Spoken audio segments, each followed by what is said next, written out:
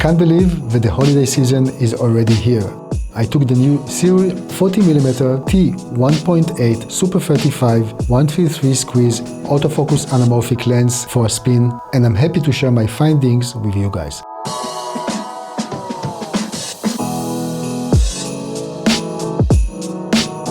Hi guys, I'm Johnny from CineD, and today on my table is the new SIRUI 40mm autofocus anamorphic lens. I'm actually filming myself with that lens on the Sony FX30. So it seems as if there's a new market niche for autofocus anamorphic lenses. First we heard from Blazer with the Apex 35mm and 50mm. And now SIRUI is coming up with their own version. Now, I don't wanna, maybe the Blazer was the first to announce, but it seems as if SIRUI will be the first one to deliver. But it really doesn't matter. What really matters is that there's a healthy competition and we as customers are simply benefiting from it. So let's dive into it and see how the SIRUI 40mm anamorphic lens is actually performing.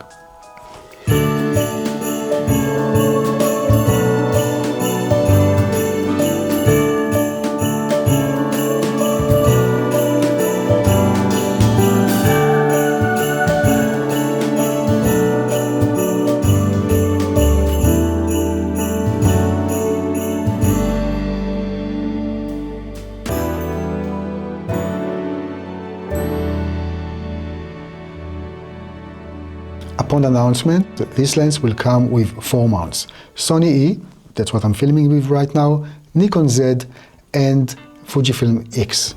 MFT mount is also planned, but that's for the beginning of the year. I know many of you will ask, what about RF mount or L mount? Well, guys, I don't have any further information to share with you at that point. So let's start with what to expect when you first put the lens on the camera. The most noticeable thing is that this is a fly-by-wire lens, meaning it really needs the camera to be powered on in order to work. You can see this with the aperture ring. If you just twist the aperture ring and the camera is not on, nothing will happen. The other thing is the focus ring. In this particular lens, there are no hard stops. That means, of course, that it's a bit of a problem if you want to work with a follow focus. That will be almost impossible. This is one of the differences between the Blazer Apex and the SIRUI 40mm lens. The Blazer Apex do have hard stops. Does it matter? Well, it really depends on the way that you're working.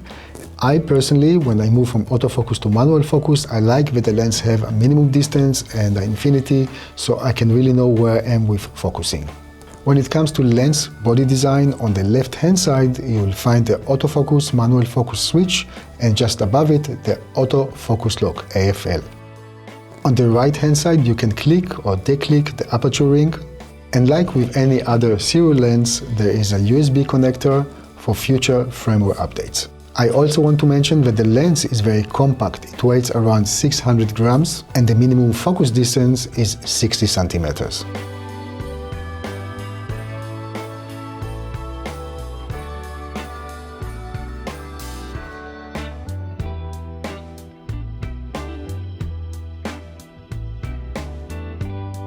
I'm sure that you guys want to know how is the autofocus performance of this new anamorphic lens.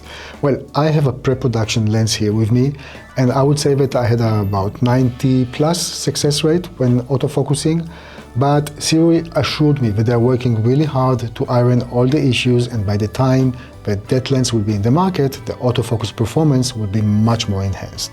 So, as I mentioned before, this is a fast t1.8 lens. But what does it mean? How sharp is this lens when it's wide open? You can see from the chart that when it's completely wide open on t1.8, only the center is sharp. Stop it down to 2.8 and it gets a little bit better. But if you're looking for edge-to-edge sharpness, you have to stop down to t4. Okay, bokeh. We love bokeh, we love anamorphic bokeh. How is the bokeh of this new lens? I will say that we are expecting an anamorphic lens to exhibit some kind of oval bokeh, and here with the SIRUI anamorphic lens, it's not really the case unless you close the aperture to around 2.8. Chromatic aberration is absolutely noticeable, and you should be aware of this, especially when shooting against bright objects like the sky, for example.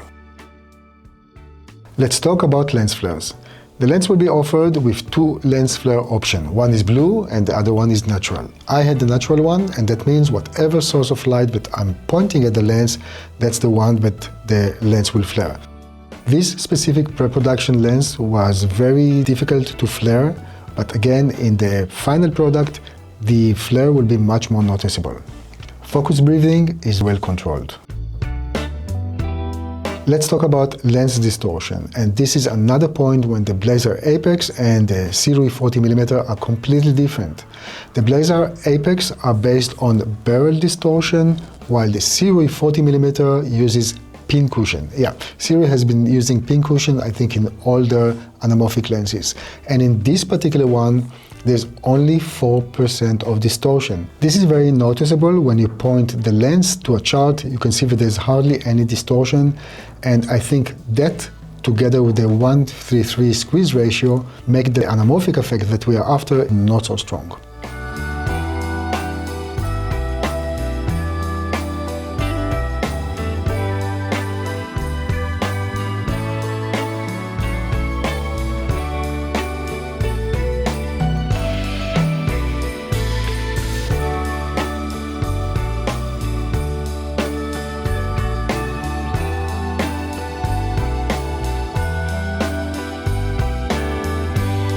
Conclusion.